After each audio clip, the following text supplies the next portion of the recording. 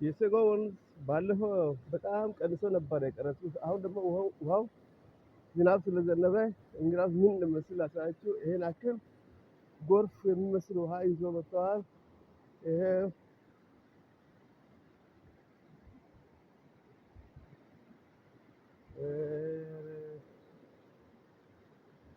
ይታያችኋል ምን እንዳከለ ውሃው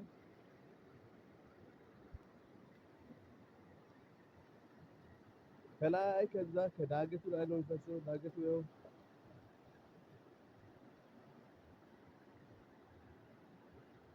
ከ60 ኪሎ ሜትር ወደ ኋላ ከዛ ጀምሮ ነው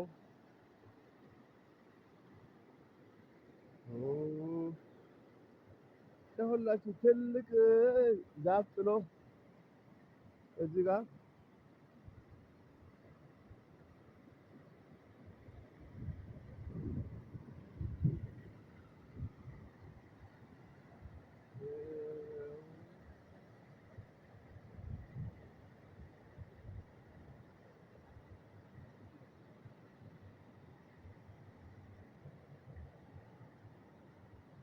የኛውን በልቶ ጨርሰው ነው።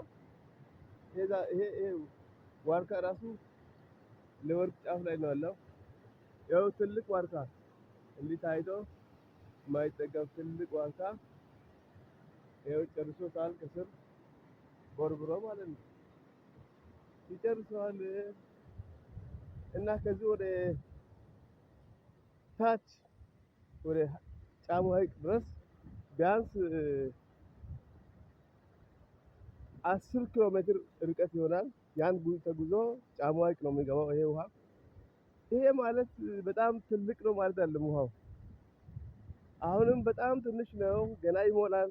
ሲሞላው ማለት ይሄኛውን ሙሉ ታች የሚታየውን በአጠቃላይ ሞልቶ ነው የሚሄደው።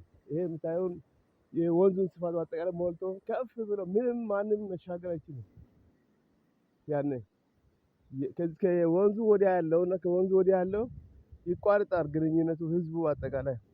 ይሄን አክል ትልቅ ወንዝ ነው።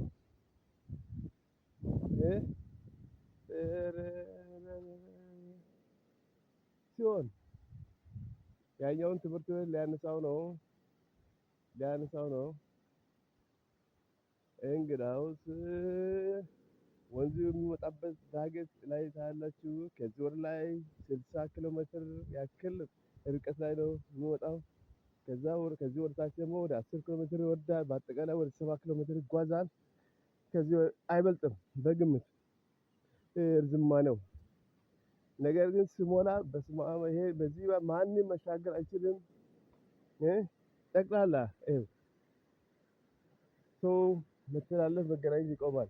ይሄ ውሃ አሁን ስታዩት ምንድነው ልክ እንዳለ ድፍርስ ነው በጣም ጠቅላላ እንትኑ ጠርጎት የመጣ ነው። ይሄም የሆነው በዲፎረስቴሽን ነው። እና ዳገቱ ላይ በትክክል እንትን ብተከል ዛፎች ምናምኖች ቢሆኑ በእጽዋት ቢሞላ ያን ያህል ጎርፍ ይዞ አይመጣም ነበረ። አሁን በትክክል ጭቃው እንዳለ የአካባቢውን ለም አፈር ይዞት ወደ ሐይቅ ይገባል። ሐይቅ ሲገባ ደግሞ የሐይቁን ጥልቀት እየቀነሰው ይሄድና የሐይቁ ውሃ ወደ ላይ ይወጣል። ሐይቁ ስፋቱ ይጨምራል፣ ጥልቀቱ ይቀንሳል። ፋይናሊ ሐይቁ ጉዳት ይደርስበትና ኢኮሲስተሙን ሊያበላሸው ይችላል። ስለዚህ ለዚህ ኢኮሲስተም ጥንቃቄ ልናደርገው ይገባል። ይሄን አፎረስት ማድረግ አለብን። የሚመለከተው አካል ይሄኛውን ዲፎረስትድ የሆነውን አካባቢ አፎረስት ማድረግ አለበት ወይም በደን ማልበስ አለበት። ያ የማልበስ ስራው በእርግጥ በሀገር ደረጃ የተካሄደ ነው። ነገር ግን ሁሉም ቦታ በበቂ ሁኔታ ተደርሷል ለማለት አይቻልም። እና ይሄኛውም እንደዚህ ዳገቱ አሁን ተራቅቶ ነው ያለው ይታያቸዋል። የተራቆተ ዳገት በእጽዋት ቢሸፈን የዚህ እንደዚህ መሆን ይቀንሳል። ለዛሬ ያዝኩላችሁ ይሄን ነው። ይበቃችኋል። ደህና ቆዩ። አመሰግናችኋለሁ።